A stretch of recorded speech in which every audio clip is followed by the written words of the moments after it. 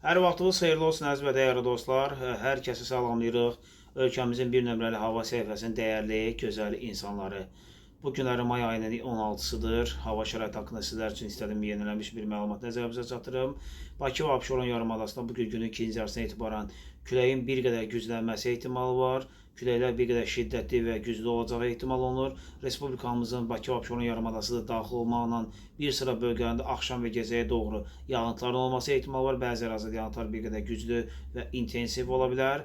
Və isti sevərlər üçün bir qədər sevindirəcək xoş xəbər ondan ibarət deyim ki, ayın 17-si və 18-i nisbətən havanın temperaturu 17-18-dən etibarən isinməyə başlayacaq. Temperatur Bakı Abşeron yarımadası 23-25 dərəcəyə qədər hər ötən gün bir qədər yüksəlməsi gözlənilir. 23-25 dərəcəyə qədər yüksəlməsi ehtimalı var və bununla yanaşı temperatur nə qədər yüksəlsə də yenidən hava şəraiti dəyişilməsi və həmçinin küləkli qalması. Küləklər öz yerində Bakı Abşeron yarımadasında 2 gün ərzində cənub küləyi, daha sonra öz yerinə şiddətli şimal küləyini verəcəyi gözlənilir. İlkin proqnozlara əsasən ayın 19-da yenidən hava şəraitinin dəyişiləcəyi ehtimal olunur. 19-dan 20-sinə keçən gecə və səhər saatlarında Bakı Abşeron yarımadasında və respublikamızın əksər bölgələrində yağıntıların olması ehtimal olunur. Bəzi ərazilərdə yenidən yağıntıların bir qədər güclü və intensiv olması və həmçinin şiddətli küləklərin olması ehtimal olunur.